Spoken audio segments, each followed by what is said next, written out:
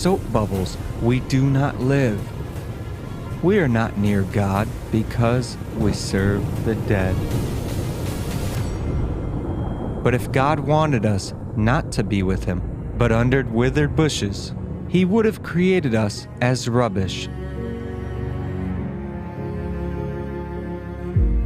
God gave us a soul because he wanted us to be near him.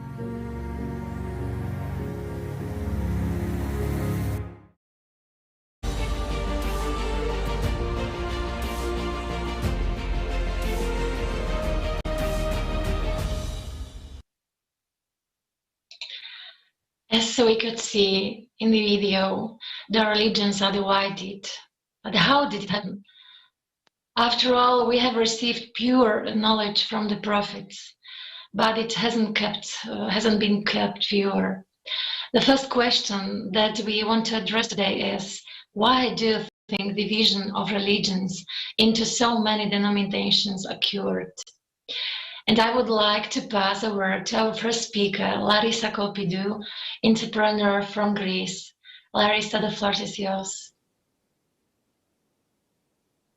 Здравствуйте, и большое спасибо за такую возможность участвовать в таком замечательном событии, говорить на такую важную тему по конференции, которая недавно прошла, 20 марта, о том, о чем завещали пророки и что такое созидательное общество. Наверное, самый главный вопрос сегодня, что мы должны разобраться, в каком же обществе мы живем, почему происходят такие вещи, то, что происходит вокруг нас, да, и почему мы не следуем тому, что же именно нам завещали пророки, что именно нам изначально было дано духовным миром. Те знания, которые пришли к нам из духовного мира и которые принесли пророки, они почему-то не присутствуют в нашей жизни. Да?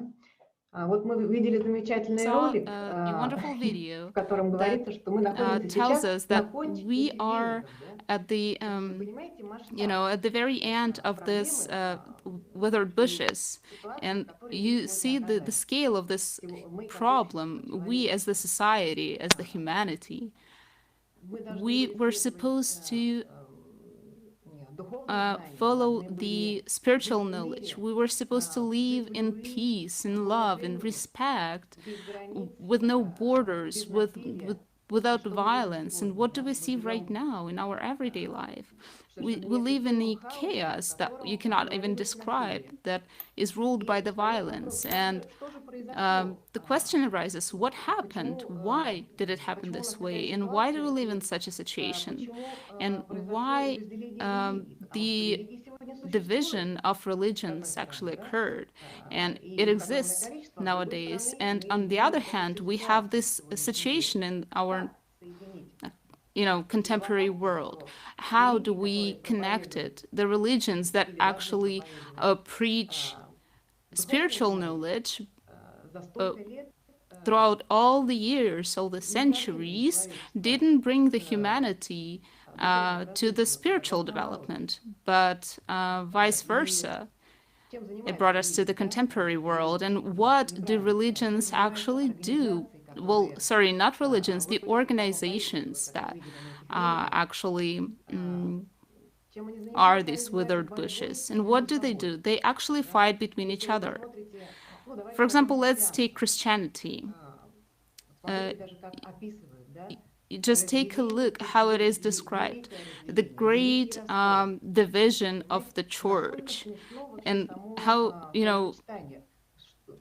silly this word, this phrase is. Yes, the great division of the church. And the slogans and the substitution of the spiritual knowledge, the primordial knowledge, that had to bring the humanity to the development, spiritual development, but the substitution to the consumption. And religions,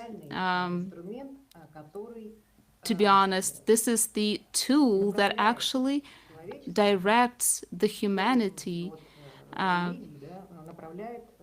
to the currently it directs the humanity towards the consumption and consumer society. We see the organizations. We don't hear actually in religions and in what we see in nowadays world, we don't hear the true knowledge, the true spiritual knowledge. We don't hear the essence of it. We hear and we see the traditions, the different rituals and things that we have to do, but how did it happen? Why did it happen? Why this situation occurred? Because people have chosen the consumeristic way of life, starting from the first priests, and that actually were egoistic, who had the desire for power, and throughout the time it only grew, and the things that that religion had to bring to people actually kind of like evolved into organizations, and they constantly fight between each other. They constantly fight for the electorate, for the people who go to church. So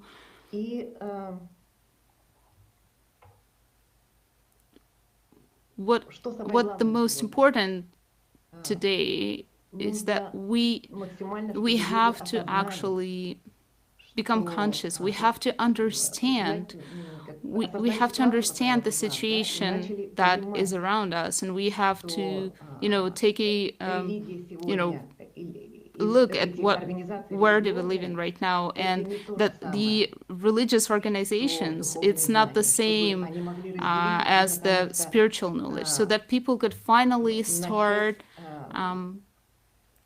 to be conscious and actually choose the right way, the way to the spiritual essence, and this substitution of religious organizations, it's actually kind of like misleads people. People go to church actually in search for God, but they find a substitution there. And of course, there are so many religions nowadays that a person who would want to choose something to study it, to do his research, but it all will lead him to the wrong path, the path that doesn't take you to the primordial knowledge that has to, that actually religion has to bring a person to. And for example, the religion of money, this is a religion as well that all other religions support it. Why? Because what are the main slogans of the religion of money? It's the control from all points of view, control over the consciousness, control and manipulations over the mental, in the mental way, right? And some kind of special rituals that people have to do.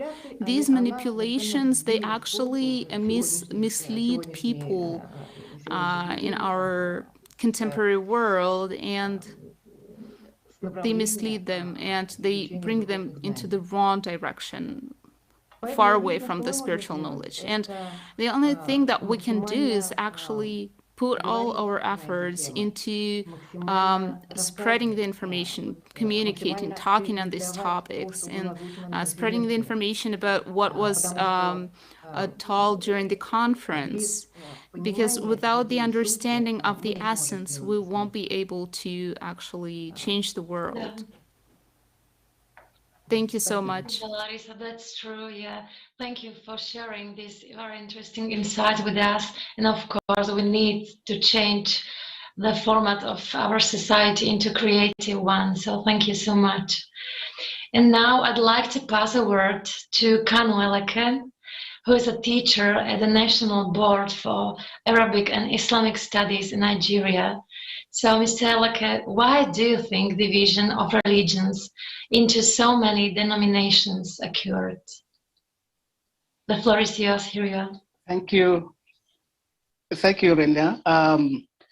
The truth is one, but interpretation of this spiritual truth is where we got this division from.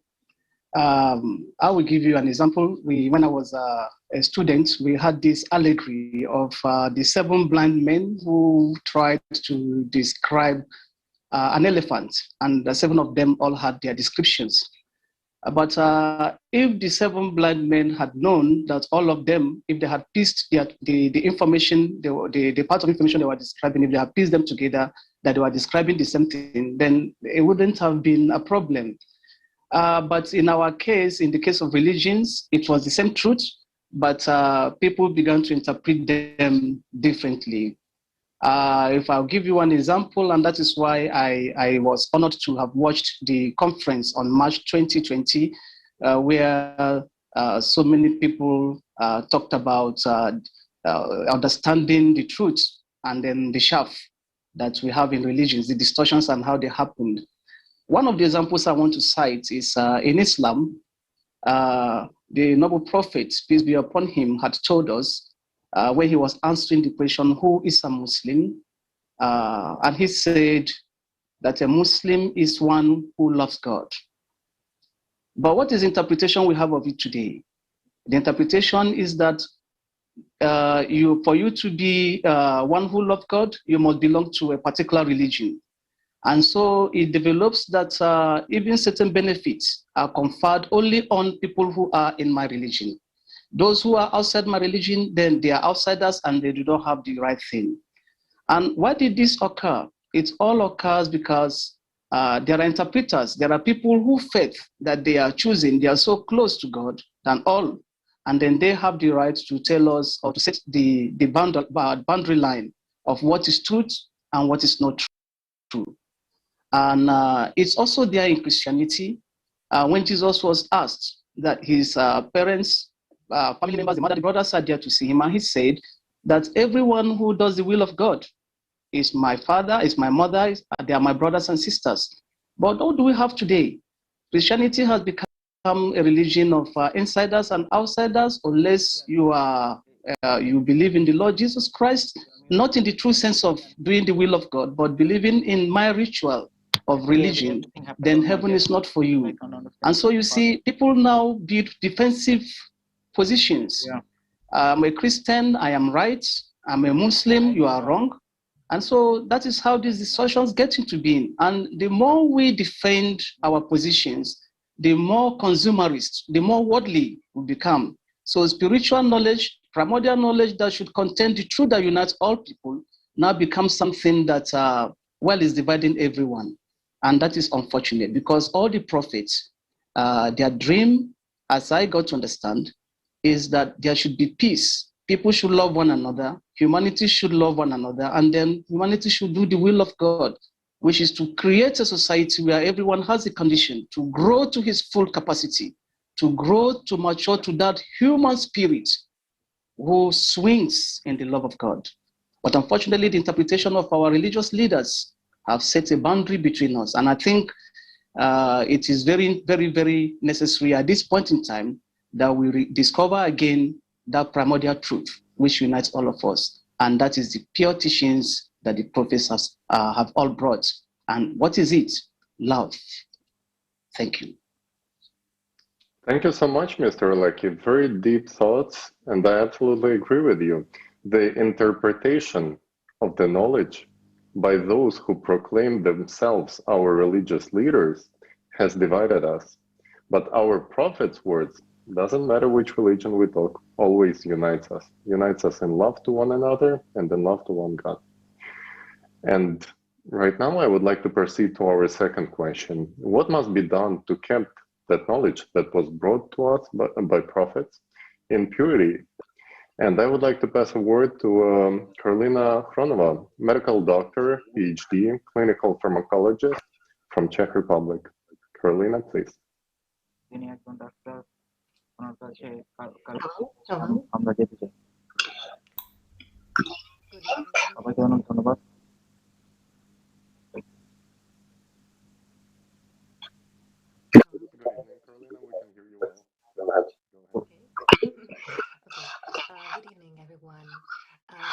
I'm very happy talking today, although, yeah, I'm a clinical pharmacologist, as you've said, but foremost, I feel myself as a human, and that's why I'm very happy that I can answer to this question that you have given to me, Tali. Thank you very much, and also thank you very much, Professor Kanu, because what you were talking about, that is very inspiring and really the deep truth.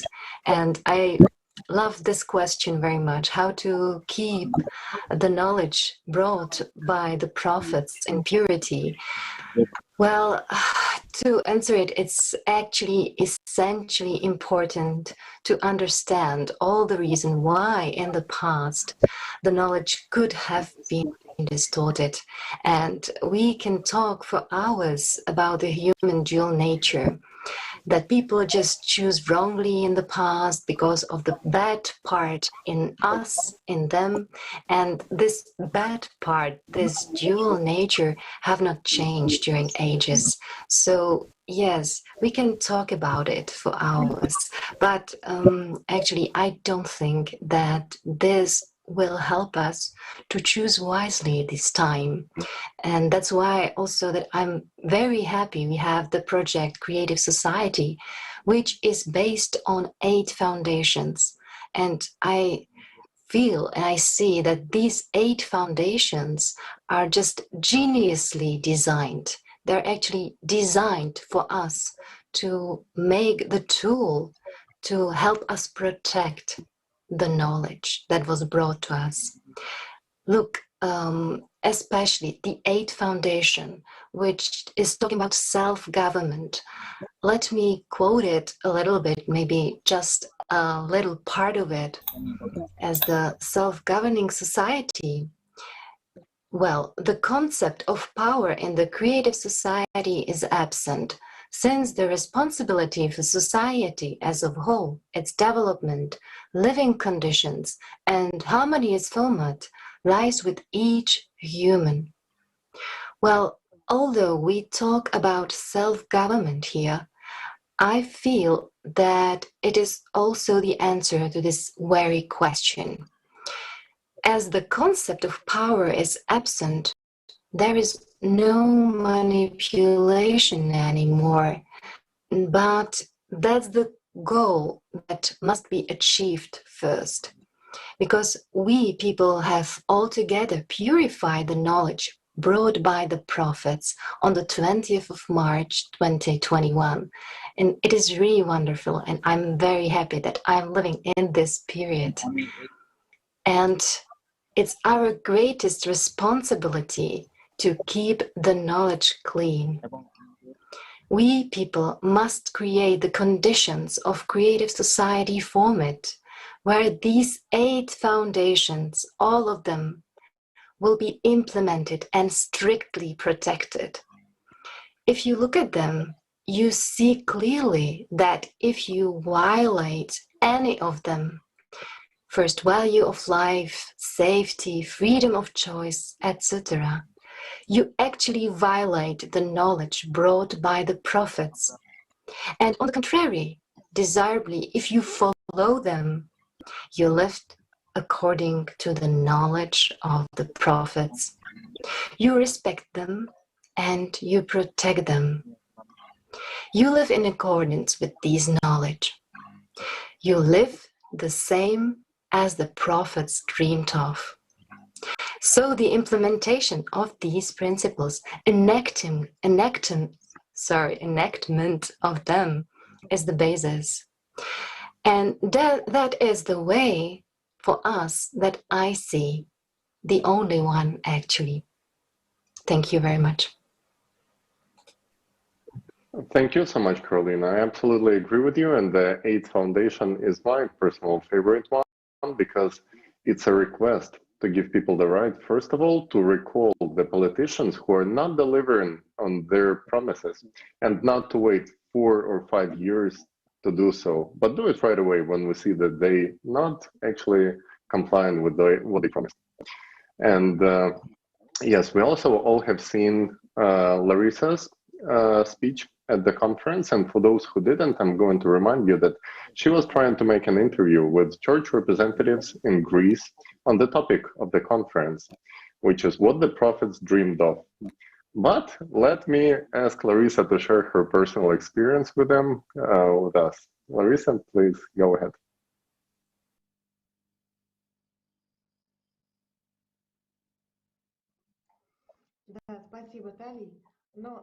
Thank you so much, Tali. Actually, I was really surprised by this fact.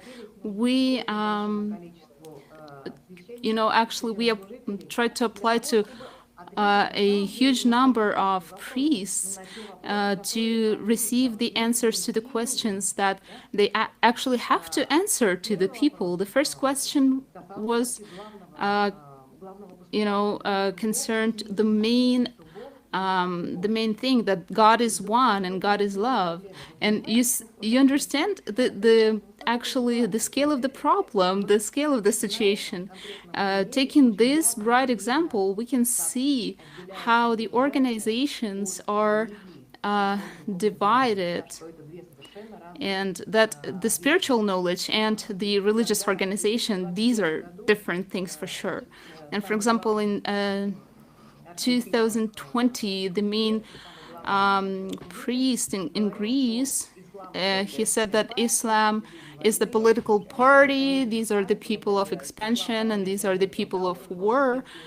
And representatives of Islam said that, no, you're wrong, and here you go, the political conquer started. And you can see that there's nothing that religion actually has to bring to the people. They are far away from the concept that God is one and God is love. We asked simple questions. Why the spiritual development is not, and the spirituality is not in the first place in the society? This is a simple question, right? But on the other hand, it is pretty complicated, especially for the people, representatives of the religious organizations, because for them, religion exists so many centuries, but there's no result, right? And they don't have the right answer to this question. So basically, we encounter a really surprising and shocking situation of substitution. We asked, but as per the words of Jesus Christ, what the society should look like. And they say, well, we try our best, but you need to do it the way we tell you. So everything that is about the consumption is about a consumer society. This is what they actually tell you. There are some seeds, there are some grains of true knowledge, but there are so little of them. And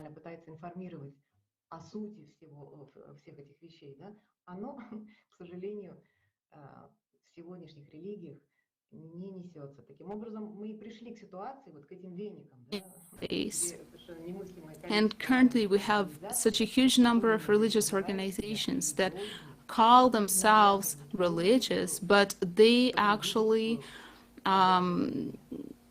Так что, еще раз говорю, для нас, для всех это было удивительно, что мы не смогли взять ни одного интервью, потому что верхушка, то есть управление церкви, этого просто не позволило. Because due to the hierarchy, they had to kind of like ask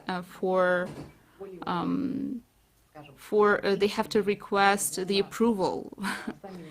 And the priests were actually kind of like ready to communicate, but they couldn't officially.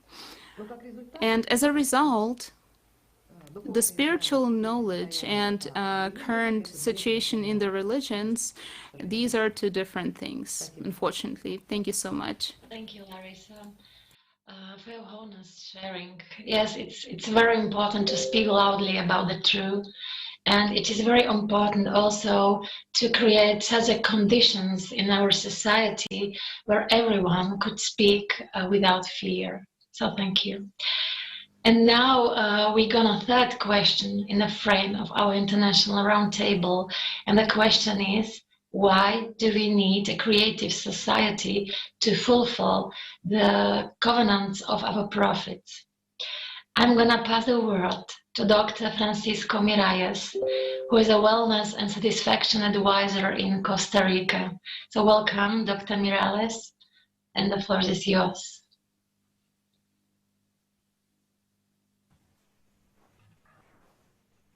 Dr. Miralles. Gracias.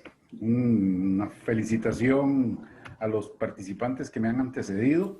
Thank you so much, and I'd like to greet all the participants of the round table. This is a fundamental, actually, what we're talking about. The conference that was held on the 20th of March, we actually found out that the modern science lied to us, and we actually saw the essence of the primordial texts, and we saw what the prophets told us, and we saw that the religious representatives said that it's a myth, but it's not true. And during the first 4 hours of the conference on the 20th of March, it was told a lot about religions, about answering the question. And on the second part, we were talking about the end times, and I'd like to start my speech with this. I'd like to say that the foundations of the creative society and everything that our prophets actually kind of like conveyed to us, Jesus and Prophet Muhammad, peace may be upon him, they are pretty much, everything that they told us, it's pretty much the same. Each foundation actually is correlated with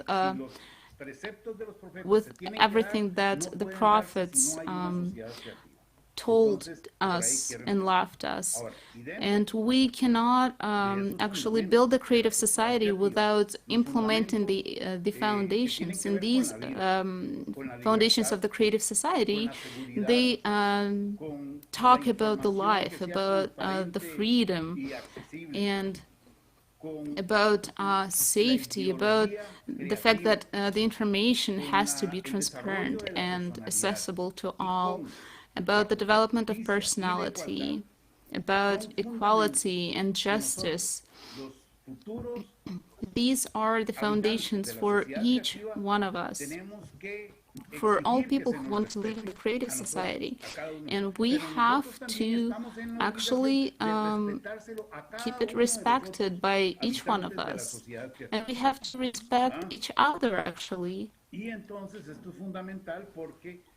And this is actually one of the main foundations. These are the words of the prophets that they told us, and Buddha, and Prophet Muhammad, and Jesus Christ. And the eighth foundation of the creative society, what Carolina was talking about, the self-governing society, this is what we actually have to implement and all together, so that at the same time, all of us can take a decision, make a decision. And this way, it would allow us to develop simultaneously together. And also, I wanted to talk a little bit about the end times, because our solar system has 4,600 years old, and there were different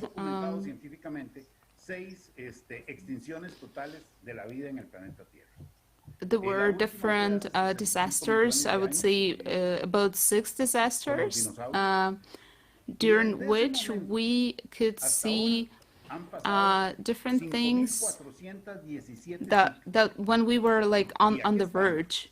5.000 veces hemos girado por la Vía Láctea And y no nos currently hemos we detenido. are La in the same place, I would say, that we are kind of like on the verge, and we can be vanished from the earth. And 12,000 years ago happened pretty much the same moment, and it can be repeated. You know, the world flood, and we saw this in the history. And we are right now very close to this moment. And we need to think about that the new cycle that we enter, it happens already now, and it happens every 24,000 years. But in our hands right now, we have the strongest actually weapon and tool, the creative society that will help us to actually overcome these difficulties. And we understand that we need to see a result, a bright result. We need to see the people who are actively building the creative society. If we take a look at the news, right, we see that a lot of disasters happen, and we need to actually implement the 8 foundations, and we need to search for different technologies that will help us to overcome everything that is going to happen. And I am a specialist of this field, and I understand that we have to do it, and we have the great tools for that. Today we're in a crisis, as economical crisis, as climate crisis, and to solve all these crises, we need unity of all people on Earth. Only united we can evolve to the next level. And I would like to pass the word to Katarina Mikitova, director at Sky4U from Slovakia. So, Katarina, what do you think? Why do we need the creative society to fulfill the covenants of the prophets? The floor is yours. Thank you very much. Thank you very much, Tylee, and also all the speakers in today's roundtable.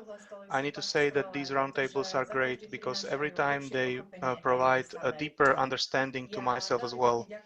Thank you also very much for the conference and the message that maybe we're not even able to see yet in today's world, but its power grows every day with the number of people who join the creative society.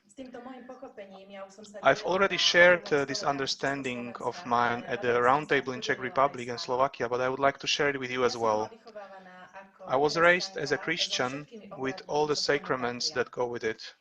I remember as a child when the priest or in the Christianity lessons used to tell us that only Christianity was the right religion, and only through the way of Christianity one can get to God. And I exactly remember my thoughts and that childish naivety when I was thinking for myself, why are then these people in Islam, Buddhism, Hinduism, if it's the wrong way? Nobody told it to them. And how blessed and happy and at the same time proud I felt for that fortunate that I was in the right heart from my birth. Of course, later in my adulthood I understand this lie, but perhaps many people still believe that only their faith is the true one. And that's why I invite everyone to watch the conference, Creative Society, What the Prophets Dreamed of, where one will understand that all the prophets spoke of the same thing, the unity of all mankind. Having said that, I will certainly not abandon my Christian upbringing now. I thank the speakers and all that was said, that the words of the prophets of Jesus were again revealed in purity, without power interest, without the manipulation of the organizations. And I even more strongly now believe the message of Jesus. I believe in God. And it was great to feel that this truth was also spoken by people directly serving in the various religions. But let's have a look at how we do live now. A consumer society is governed by a slogan, I to you, or I for you, you for me. An eye for an eye, tooth for a tooth. In my world, everything is fine, but I don't care for the rest. There were also signs of the end times at the conference mentioned, as already mentioned before my speech. And we are living in these times according to what we see. We are standing on the crossroads. We understand that the consumer society is a dead end. It offers no future. The creative society, on the other hand, if we look at the 8 foundations, offers a decent life for every human being. If we look at these outlines in more detail, we find out that the prophet spoke about what we also heard at the conference. The first foundation speaks of human life, that nothing in the world is more precious than a human life. And the adoption of the first foundation will ensure a peaceful society. Jesus said, love your neighbor as yourself. And is it okay, or does a sane person hurt himself? The words of Sheikh Haji Rahullah, Imam from Afghanistan, who said that killing a man is a greater sin than demolishing a Mecca, taught me very much.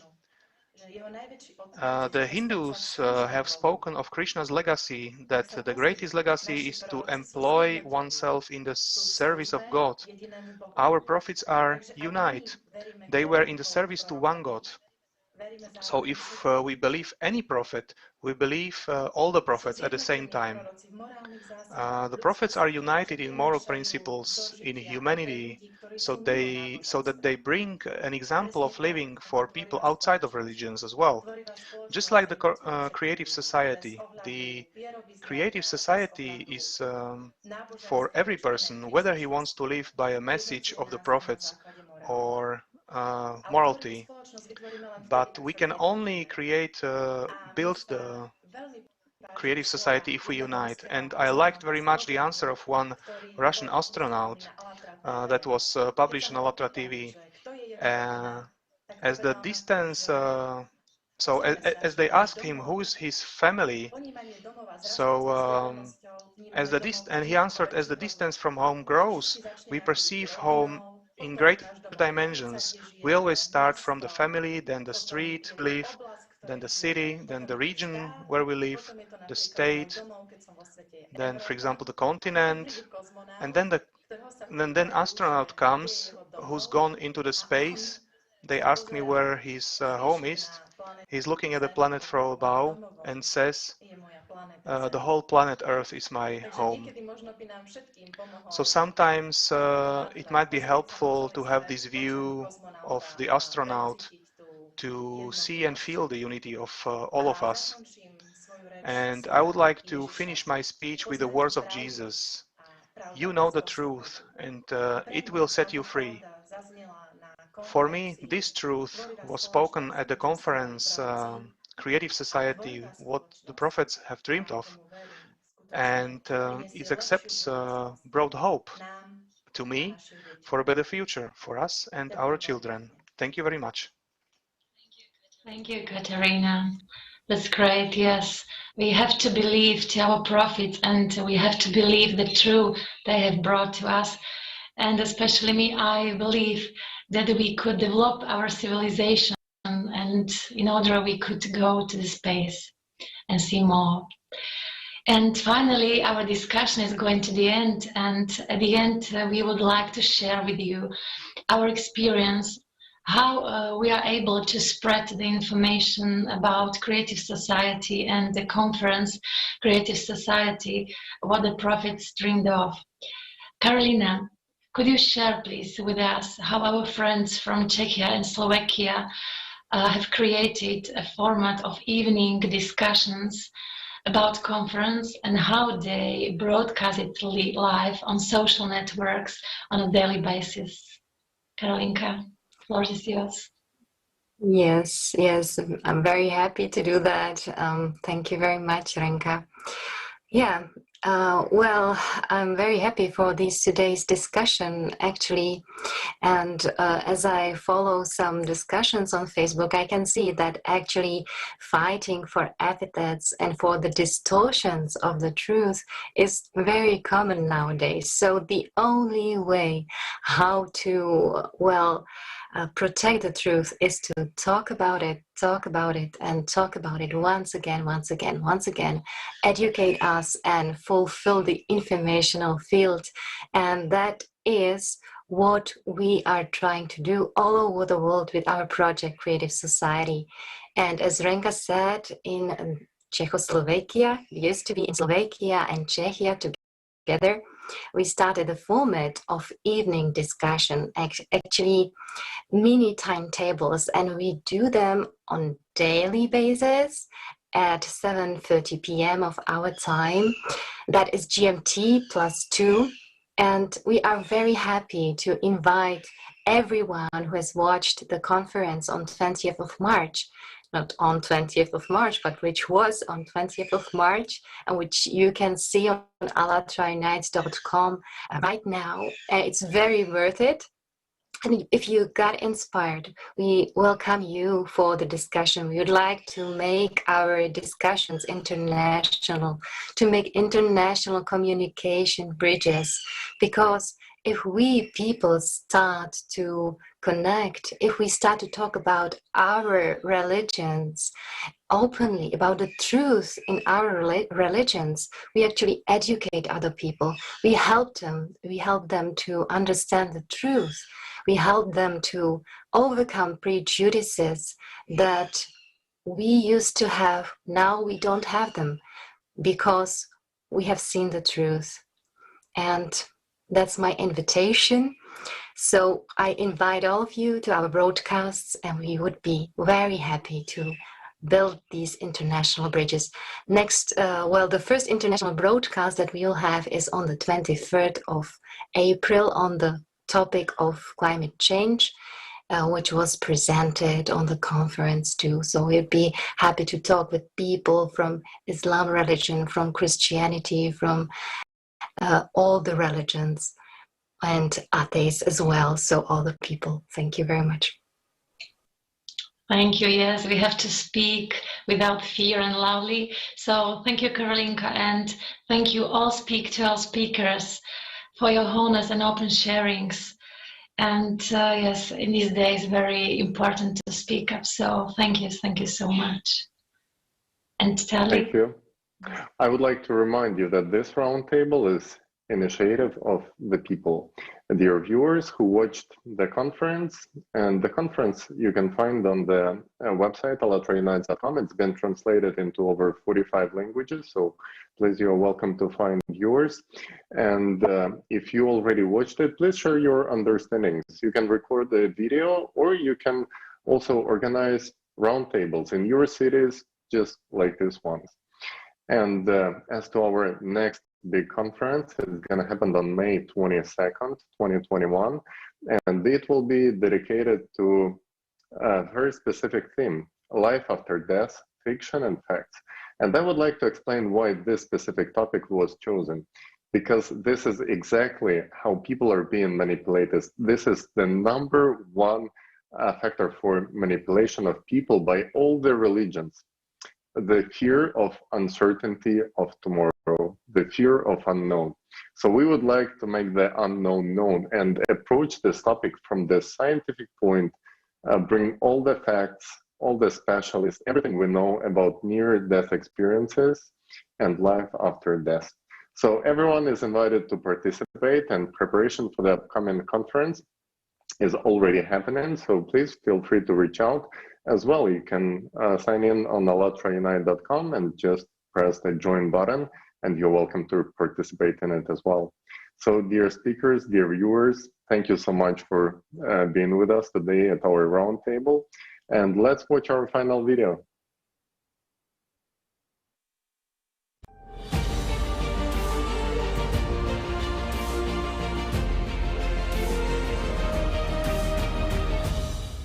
All the prophets brought people the knowledge and how to live as a human, how to build a society worthy of a person. Where the life of the person, the importance of which the Prophet Muhammad spoke about, is in the first place. This is also true in the mind of Jesus Christ. Human life in the creative society is the highest value. Every teaching that Buddha that I have learned so far, I see this in creative society. Prophets came precisely to tell people how to live together and how to create a paradise in this wilderness. Got the chance to build a creative society and the path which will lead us towards a better future. This is not for me. This is not for you.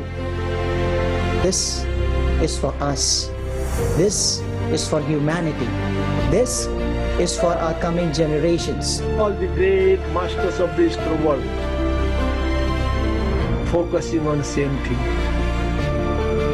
To create, to build up that kind of creative society where there is love and respect to everybody. That kind of creative society. Without any hatred and jealousy and ego and conflict and competition. Just like a family where everyone is helping each other, respecting each other, appreciating each other, sharing hands. Was and meaning to everyone who's living on this planet, and when people would contribute to others based on their talents and strength, and when everyone starts to live their life to their full potential, you can imagine what will it do. It will absolutely uplift the collective human consciousness which the universe sought. That the prophets of all occasions advised us. And how about we make this stream our reality? That is what says in Vedas. And if we take one small step towards Krishna, he's gonna take 10 giant steps towards us. So friends, let's not hesitate and let's make our choice towards creative society. We will continue to preach the message that the prophets dreamed of. It is time to stop the twists. It is time to stop the deceit. Today, it is vital to inform each other so that everyone talks about creative society, so that there isn't a person who doesn't know about the creative society.